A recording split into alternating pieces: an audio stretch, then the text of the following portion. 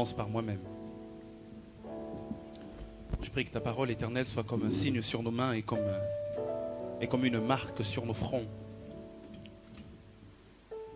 Je prie que tu nous aides, éternel Dieu de grâce, à non seulement à entendre, mais aussi à mettre en pratique.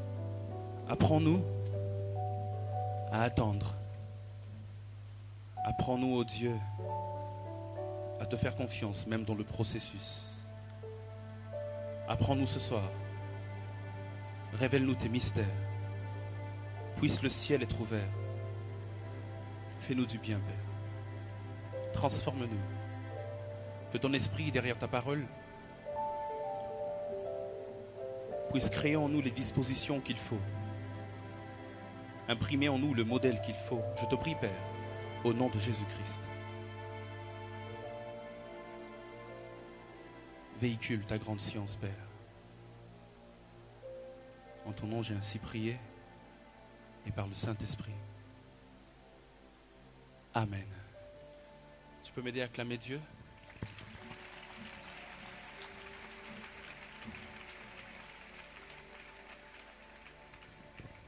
Un peu comme vous attendez certainement à cela. Mon thème, c'est les ténèbres de Dieu.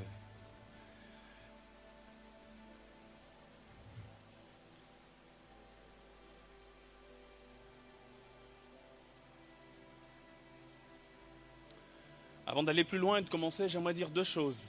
La première, c'est que ce que je vais dire tout à l'heure dans ce message n'est même pas les 10% de ce qu'il y a dans le livre Les Ténèbres de Dieu, comme j'ai dit, qui sort dans un mois et demi maximum.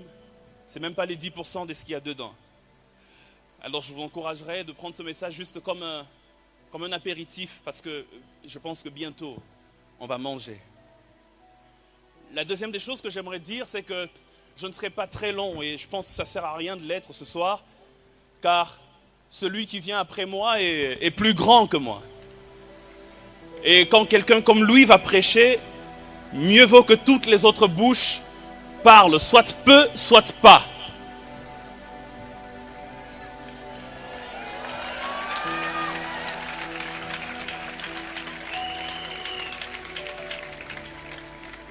Je vous propose 5 textes et je vous demande de me donner 30 minutes à peu près. Prêtez-moi votre attention, ce n'est qu'un prêt. Je vous promets qu'à la fin, je vous la rendrai. Exode chapitre 20, verset 21. Exode chapitre 20, verset 21, la Bible déclare, Exode 20, 21, le peuple se tenait à distance, mais Moïse s'approcha de l'obscurité épaisse où était Dieu. D'autres versions disent de la nuée. Ma version Nouvelle Bible seconde dit de l'obscurité épaisse dans laquelle Dieu était. 2 Samuel chapitre 22, verset 12. 2 Samuel chapitre 22, verset 12. David est en train de chanter, il est en train de célébrer son Dieu. Au verset 12, il dit que ce Dieu-là, il faisait des ténèbres une hutte tout autour de lui, un amas d'eau, des nuages sombres. Il dit tout autour de ce Dieu, il a fait des ténèbres une hutte. D'autres versions disent une cachette. Il faisait des ténèbres une hutte, la cachette de Dieu, les ténèbres. 1 Roi chapitre 8, verset 12. 1 Roi chapitre 8, verset 12. Le fils de David, Salomon, lors de la dédicace du temple, la Bible déclare, alors Salomon dit, le Seigneur a dit qu'il demeurerait dans l'obscurité. Le Seigneur a dit qu'il habiterait dans les ténèbres. Psaume chapitre 97, verset 1 à 2. Psaume 97, verset 1 à 2. Psaume 97, verset 1 à 2. La parole de Dieu dit, c'est le Seigneur Yahvé qui est roi. Que la terre soit dans l'allégresse. Que la multitude des îles se réjouissent. La nuée et l'obscurité épaisse l'entourent. D'autres versions disent, les ténèbres et l'obscurité l'entourent. Ésaïe chapitre 45, verset 7, partie A. Ésaïe chapitre 45, verset 7, partie A. La Bible déclare, c'est Dieu qui parle, il dit, je façonne la lumière et je crée les ténèbres. Pour ceux qui écrivent On ne va pas lire, mais j'aimerais que vous ajoutiez 2 textes. Le premier, c'est Ésaïe, chapitre 53, versets 1 à 10. Le deuxième, qui sera notre conclusion, Romains, chapitre 8, versets 28 à 29. C'est quoi les ténèbres? Le dictionnaire Larousse définit les ténèbres comme une obscurité épaisse, une obscurité profonde, un sinistre qui de fois peut provoquer la peur ou même l'angoisse. Il va plus loin pour dire que les ténèbres, c'est le domaine de ce qui est obscur, inconnu, difficile à comprendre. Généralement, frères et sœurs, dans nos milieux, généralement dans l'église, on associe très facilement la lumière à Dieu et les ténèbres au diable et à son royaume. Il y a des expressions telles que monde des ténèbres. Il y a des expressions telles que, pour désigner le diable, prince des ténèbres. Et c'est biblique. Et c'est biblique. Mais il faut un esprit totalement sensible et avisé pour savoir que toute lumière n'est pas toujours synonyme de Dieu. Et que toutes ténèbres ne sont pas toujours synonymes du diable. Lorsque je dis tout n'est pas en logique, ça s'appelle une amphibologie. Ce que je veux dire, c'est que certains sont, mais d'autres ne sont pas. Tout n'est pas.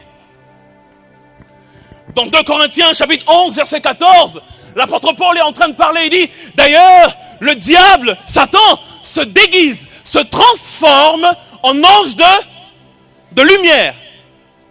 Et 1 Roi, chapitre 8, verset 12 qu'on a lu, Salomon dit que Dieu veut, Dieu désire, c'est la volonté de Dieu que d'habiter dans les ténèbres.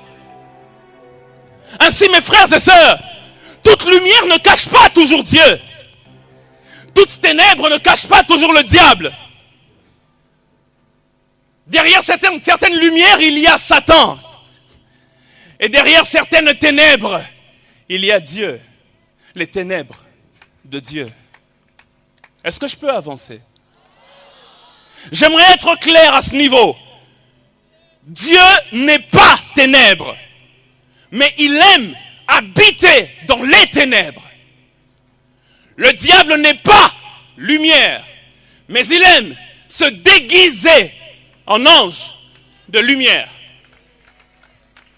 Dans la Bible, les ténèbres symbolisent aussi l'ignorance. Il y a beaucoup de choses, je ne peux pas tout couvrir ici, mais je vous donne juste une chose de ce grand lot des choses. Les ténèbres symbolisent aussi l'ignorance, la difficulté à comprendre ou à saisir les mystères divins. Dans 1 Corinthiens chapitre 1, l'apôtre Paul dit que quand il prêche la croix, les Juifs crient au scandale et les Grecs crient à l'absurdité. Ce qu'il veut dire qu'ils sont ignorants quant au mystère caché de la croix. Ils sont lents à comprendre. Mais pourquoi sont-ils ignorants? Parce que dans Matthieu chapitre 27, verset 45, il est dit que le jour où Christ est mort sur la croix, de la 6e heure à la 9e heure, il y eut des ténèbres sur toute la terre. La croix du Christ était donc environnée des ténèbres. Comme pour dire que Juifs et Grecs auraient eu du mal à comprendre le mystère caché derrière, car les ténèbres veulent aussi dire l'ignorance. Je suis en train de parler à quelqu'un? Est-ce que maintenant je peux prêcher comme je le sens? Parce que c'est maintenant que mon message commence. Frères et sœurs, je suis d'accord avec l'apôtre Jean dans 1 Jean chapitre 1 verset 5 lorsqu'il dit Dieu est lumière et il n'y a point de ténèbres en lui. Je suis d'accord avec Jean, mais comment ça se fait que le Dieu qui est lumière, Exode et 2 Samuel disent qu'il a fait des ténèbres sa demeure, sa cachette, son habitation? Comment ça se fait que le Dieu qui est lumière, un roi dit de lui qu'il aime habiter dans les ténèbres? Il aime ça. Comment ça se fait que le Dieu qui est lumière, il dit de lui-même, n'attribuez pas les ténèbres au diable. Ce n'est pas une invention du diable. Lui-même dit, je forme la lumière et je crée les ténèbres. Psaume chapitre 97 verset 2, la Bible déclare, Dieu règne que les îles se réjouissent. Dieu règne. Que la terre entière soit dans l'allégresse. Le Dieu qui règne, la Bible déclare, autour de lui, l'obscurité et les ténèbres l'environnent. C'est pas moi qui le dis, c'est vos Bibles. Psaume 97, verset 2. Dieu règne. Mais les ténèbres et l'obscurité l'environnent. Dieu n'est pas ténèbres, il est lumière. Et en lui, il n'y a point de ténèbres. Mais tout autour de lui, il y a des ténèbres. Je vais le répéter. Dieu n'est pas ténèbres, il est lumière. En lui, il n'y a point de ténèbres. Mais tout autour de lui, la Bible déclare, les ténèbres font quoi? L'environnent. C'est là que l'inspiration m'est venue. Je me suis dit, si les ténèbres l'environnent, il est lumière. Il n'y a point de ténèbres en lui. Mais autour de lui, il y a des ténèbres. Alors si les ténèbres l'environnent, moi qui de nature est ennemi de Dieu, moi qui de nature je suis ennemi de Dieu, parce qu'étant né d'Adam, descendant d'Adam, je suis loin de Dieu, loin de sa face, loin de sa gloire. Mais ce Dieu-là, il dit, approchez-vous de moi, et je m'approcherai de vous. Mais ce Dieu-là, il désire une intimité avec moi. De nature, je suis loin. Et il me dit, avance vers moi, fils. Car c'est ça notre idéal, aller vers là où il est. Mais quand je m'avance vers lui, je vous pose une question. Qu'est-ce que je vais rencontrer en premier? Sa lumière ou ses ténèbres? Si autour de Dieu, il y a des ténèbres et que lui-même est lumière, c'est-à-dire dans le processus de m'avancer vers Dieu, ce que je rencontre en premier, c'est les ténèbres avant la lumière. Est-ce que je suis en train de parler à quelqu'un? J'aimerais dire à quelqu'un, si tu rencontres que dans ta vie tout est ténébreux, sois calme, tu n'es pas loin de la lumière. Continue d'avancer vers Dieu. J'aimerais dire à quelqu'un, si tu rencontres que dans ta vie rien ne va, sois calme, il crée les ténèbres, mais il te dit avance, ne recule pas, avance. La plupart d'entre nous, ce qu'ils font, lorsqu'ils passent par les ténèbres de Dieu, ils ont comme envie d'abandonner la vie chrétienne, de retourner dans le monde. J'aimerais dire non, non, non, non, ne retourne pas. Continue d'avancer, continue d'avancer, continue d'avancer. Est-ce que je peux prêcher comme je le sens au plus profond de mon esprit?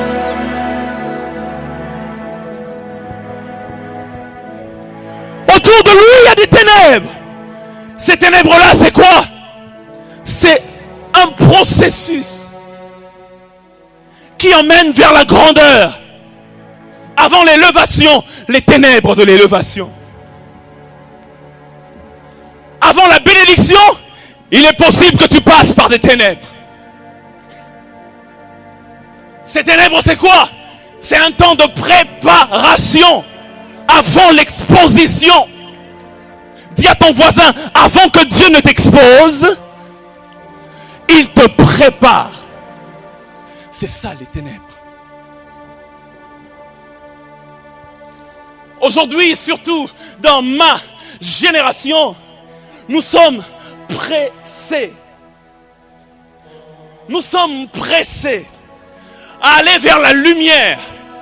L'élévation. La lumière peut symboliser l'élévation, la gloire, le succès, la bénédiction, mais sans accepter le processus.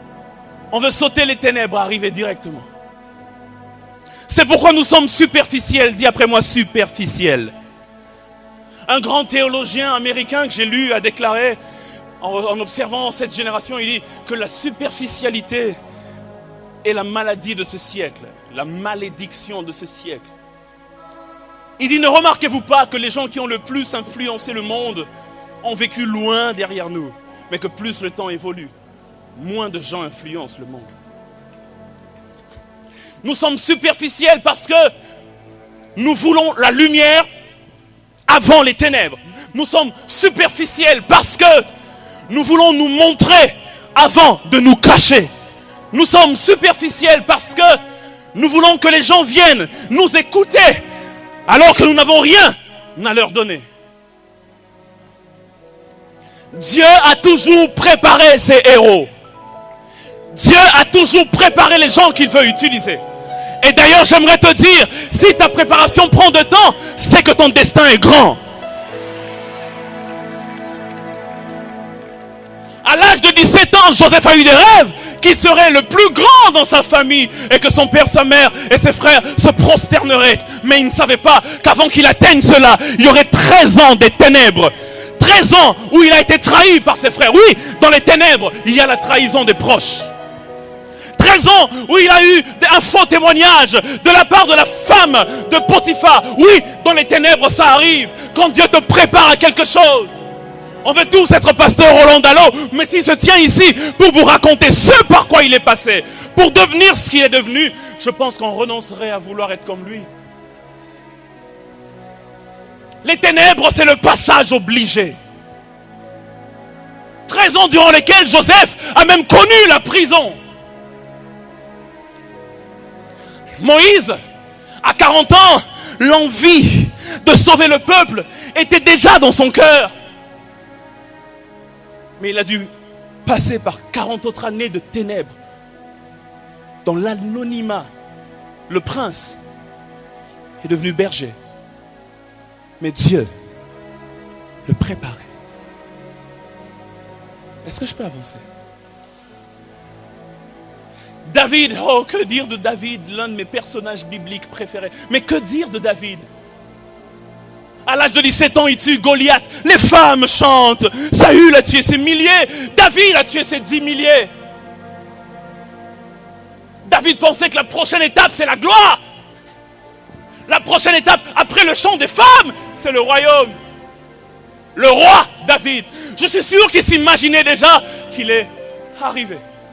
Du reste, Samuel, un prophète authentique, a prophétisé. Et là où un pour dire, c'est toi le futur roi. Mais entre le moment où la promesse de Dieu est parvenue à tes oreilles et le moment où tes mains toucheront à l'accomplissement de la promesse, il y a des ténèbres.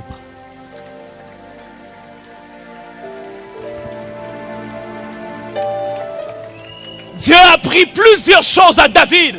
David a perdu sa femme, la fille de Saül qu'on lui avait donnée lorsqu'il est parti en vagabondage. Ou lorsqu'il est parti errant, fouillant l'épée de Saül, sa femme n'était plus avec lui. Il a perdu sa femme. Deuxièmement, il a perdu un ami très cher dans les moments de préparation. Jonathan. Pour certaines personnes, ténèbres de Dieu veut dire que tu perdras des gens. Tu as perdu qui? Ton père, ta mère, un frère, un ami? Ça fait partie du processus.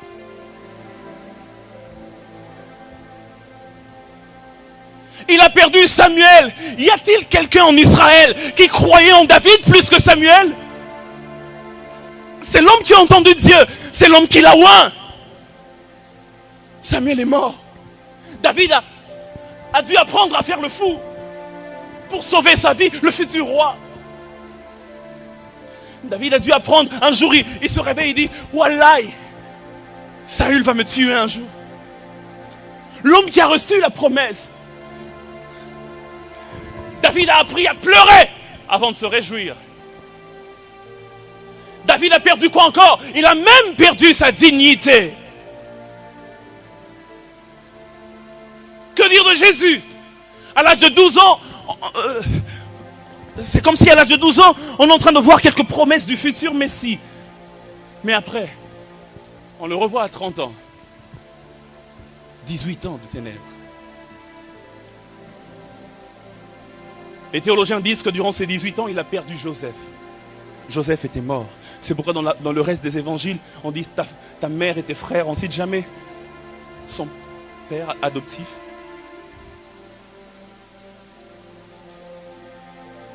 Il a connu des pertes. J'ai suivi un documentaire, je ne sais pas combien de crédits donnés à ce documentaire, mais les gens qui, soi-disant, ont fait des recherches qui montrent que Jésus a passé une enfance très difficile. Entre 12 et 30 ans, il a dû beaucoup se cacher, beaucoup. Parce que Joseph l'avait pris comme son fils, mais après, les gens savaient que Marie, forcément, a eu à coucher avec un autre homme. Et lorsque Joseph est mort, la galère a commencé.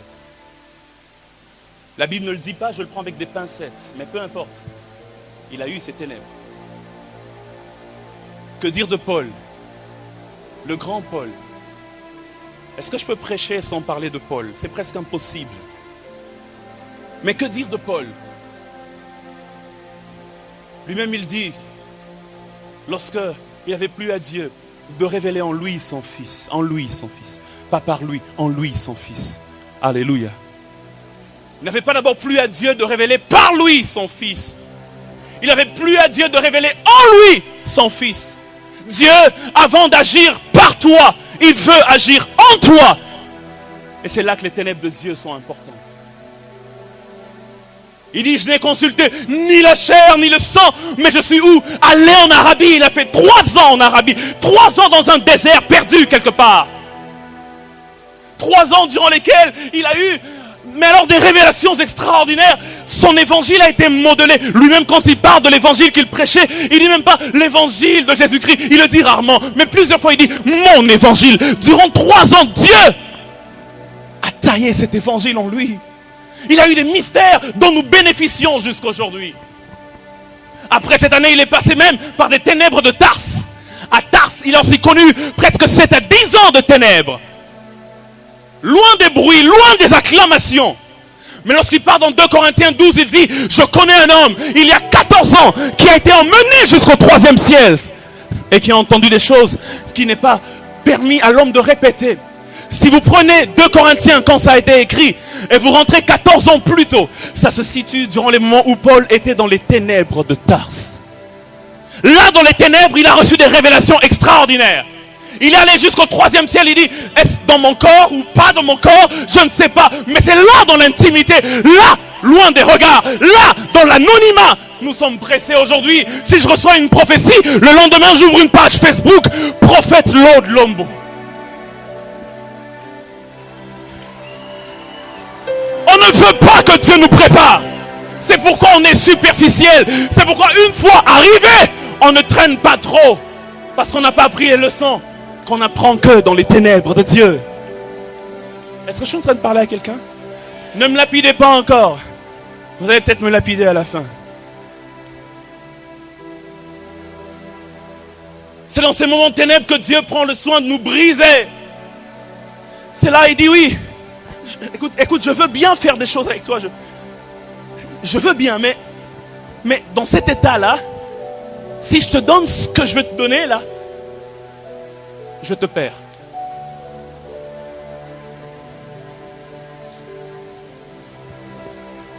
Un jour, celui qui est certainement l'un de mes prédicateurs préférés parlait. C'est le pasteur Roland, bien sûr. C'était un thème assez bizarre. Il parlait des choses qui plaisent à Dieu. Ésaïe 53. La Bible déclare, écoutez bien, qui a cru ce qui nous était annoncé? Le bras du Seigneur, pour qui s'est-il dévoilé? D'autres versions disent, qui a reconnu la main de l'Éternel? Qui a reconnu la main de l'Éternel? Personne n'a reconnu la main de l'Éternel. Il s'était levé devant lui comme un rejeton, comme une racine qui sort d'une terre assoiffée. Il n'avait ni apparence ni éclat pour que nous le regardions, et son aspect n'avait rien pour nous attirer. Écoutez, méprisé et abandonné des hommes, hommes de douleur, tout ça, la main de l'Éternel était derrière. Mais qui a reconnu? Méprisé et abandonné des hommes, hommes de douleur et habitués à la souffrance, semblable à celui de qui on détourne le regard. Il était méprisé. Nous ne l'avons pas estimé. Nous ne l'avons pas estimé. En fait, c'est nos souffrances qu'il a portées. C'est de nos douleurs qu'il s'est chargé. Lui est passé par des moments sombres. Mais c'était pour que nous soyons bénis. Quand Dieu te fait passer par les ténèbres, alors s'accomplit ce que Paul a dit. La mort agit en nous, afin que la vie agisse en vous. Et nous le pensions atteint d'un fléau, frappé par Dieu et affligé. Or, il était transpercé à cause de nos transgressions, écrasé à cause de nos fautes, écrasé. Mais la Bible déclare au départ, qui a reconnu la main de l'Éternel? Même dans son écrasement, c'était la volonté de Dieu.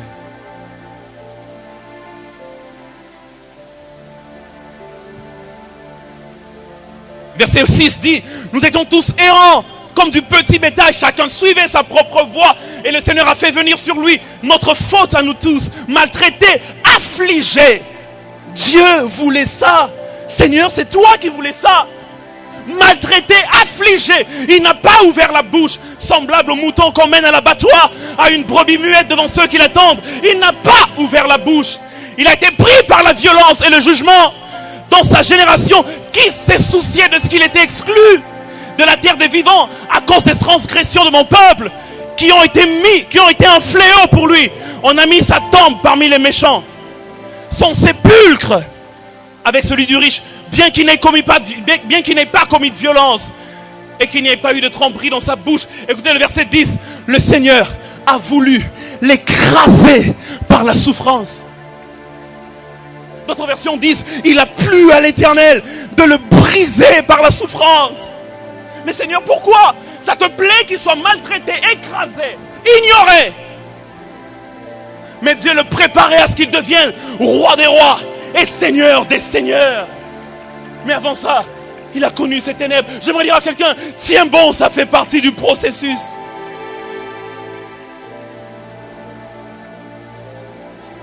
Derrière nos souffrances, nos moments difficiles, il n'y a pas que le diable derrière.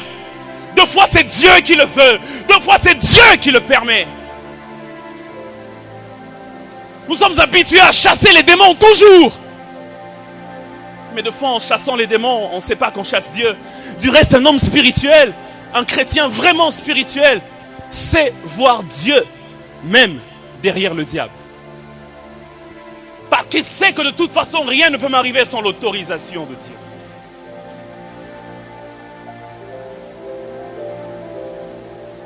Il le brise. Oh, le temps me manquerait, je suis en train de chuter dans les 2-3 minutes qui arrivent. Il le brise par la souffrance.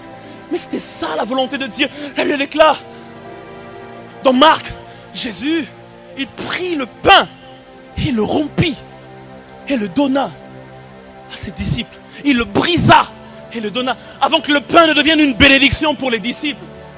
Avant que le pain ne devienne un don pour les disciples.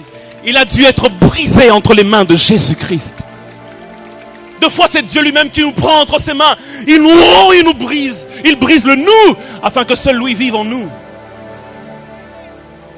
Il m'a dit une fois, j'étais aux États-Unis en train de faire ma formation théologique, dans ma chambre en train de prier. Il me dit, Lord, lorsque tu te rends compte que dans ta vie, je multiplie les coups de marteau, sois calme, car je ne te détruis pas, mais je te façonne.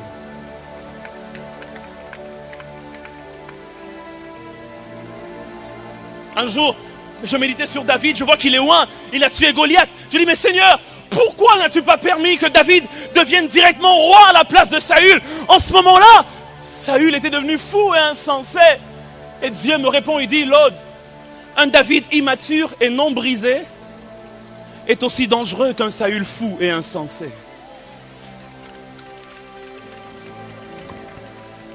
Est-ce que je parle à quelqu'un?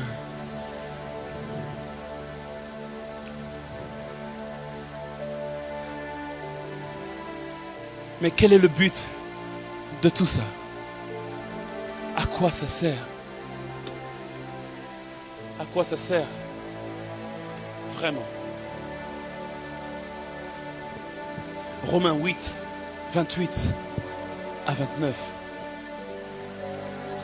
La Bible déclare, nous savons du reste que toute chose concourt au bien de qui? Ok. Ça ne s'arrête pas là. Virgule, de ceux qui sont appelés selon son destin. Car ceux qu'il a connus d'avance, il les a aussi destinés d'avance à être semblables à l'image de son Fils, afin que celui-ci soit le premier-né d'entre plusieurs frères. Et puis il y a une suite. Lorsqu'on lit ce passage, on le comprend, mais on le comprend mal. Laissez-moi vous dire en conclusion, c'est quoi le but des ténèbres? Le but des ténèbres, c'est le bien de ceux qui aiment Dieu. Mais c'est quoi le bien de ceux qui aiment Dieu? Telle est la vraie question. Lorsqu'on dit, nous savons du reste, que toute chose concourt au bien de ceux qui aiment Dieu, beaucoup d'entre nous savent que ça veut dire quoi? Ça veut dire que Oh, même si aujourd'hui je galère, je passe par un temps difficile, mais finalement ça m'emmènera à la bénédiction. Le bien de ceux qui aiment Dieu, c'est que je sois béni finalement. Avec toutes les fins heureuses qu'il y a dans la Bible, on peut penser comme ça et je suis d'accord avec cette interprétation aussi. Il m'est même arrivé, pour être franc avec vous, de prêcher ça même comme ça. Surtout en utilisant l'exemple de Joseph, n'est-ce pas? Il a été trahi, il a été jeté, des moments difficiles, dans ce qui ressemblait à un puits, une fosse, si vous voulez. Il a été tiré de là, il a connu beaucoup de difficultés, la prison, mais finalement il y avait l'élévation et la gloire. Toutes choses ont concouru pour le bien de Joseph. Je suis d'accord, je suis d'accord. On peut voir qui d'autre dans la Bible. Ils sont passés par des moments compliqués. Jephthé, refusé par ses frères, fils de la concubine. Et puis après, c'est lui qui a régné sur ses frères. Toutes choses concourent au bien de ceux qui aiment Dieu. Je suivais un prédicateur. Il a dit, est-ce qu'on aime le gâteau? Et les gens répondaient, il dit, ouais, on aime le gâteau, oui, on aime le gâteau. Il dit, mais si je prends les ingrédients du gâteau mis séparément et je vous les donne, est-ce que vous allez manger? J'en dis non, pas forcément, on aime un cake, mais le cake, il y a la farine. On te donne la farine seulement. On dit mange. Tu vas pas manger. Il y a peut-être du sucre, on te donne du sucre seulement. Qu'est ben la diabète. Il y a quoi encore? De la levure. On te donne de la levure seulement. Tu vas pas manger la levure seulement. Il y a quoi? Peut-être des œufs ou quoi? On donne un œuf cassé. Bon, j'ai vu des gens manger ça. Mais la plupart d'entre nous, j'imagine que vous êtes des gens normaux comme moi. Un œuf juste comme ça, cassé, pas une omelette, on ne mange pas. Mais lorsque Dieu mélange la sauce, les choses difficiles là, quand il mélange la sauce, ça fait un gâteau que tout le monde aime. Toutes choses concourent au bien de ceux qui aiment Dieu. La chaleur du four et tout le reste. Mais laissez-moi conclure en disant que je pense que ce n'est pas vraiment ça, le bien de ceux qui aiment Dieu. L'une des grandes erreurs que nous pouvons faire, c'est de lire un seul verset et s'arrêter là. Mais il y a une suite. Toutes choses concourent au bien de ceux qui aiment Dieu, de ceux qui sont appelés selon son dessein. Car c'est pour expliquer la phrase qui vient avant. Car ceux qu'il a connus d'avance, il les a aussi destinés à être semblables à l'image de son Fils. Le bien de ceux qui aiment Dieu, c'est que nous puissions ressembler à Jésus-Christ. Toutes les situations par lesquelles tu passes, les ténèbres, les difficultés, tout ça, le but de tout ça, c'est que tu tires les leçons et que tu dises comme Jésus, même sur la croix, en train de souffrir, Père, pardonne-leur, car ils ne savent pas ce qu'ils font. C'est des tests par lesquels Dieu veut créer dans nos vies les situations par lesquelles Christ lui-même est passé, afin que comme lui, nous puissions réussir. Le but, c'est de ressembler à Jésus-Christ. Y a-t-il quelqu'un ce soir qui passe par des ténèbres ou qui est passé par là et qui aimerait dire, homme de Dieu, prie pour moi. Lève-toi là où tu es, je vais prier avec toi.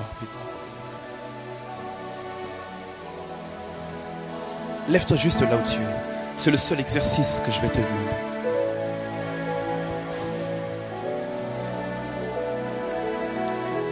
Seigneur, merci. Avant d'atteindre ta lumière, le processus, c'est les ténèbres. Seigneur, je te prie ce soir, pour eux ainsi que pour moi-même, malgré tout ce que nous avons connu, imprime en nous l'image de Jésus, jour après jour, de plus en plus. Seigneur, de plus en plus. Nous voulons être moins nous et être plus lui. Nous voulons être moins nous et être plus lui. Comme Jean-Baptiste disait, qu'il décroisse afin que Jésus-Christ puisse croître. Afin que nous arrivions à ce qui est peut-être l'idéal de la vie chrétienne. Galates 2, 20. Ce n'est plus moi qui vis, mais c'est Jésus-Christ qui vit en moi. Au nom de Jésus.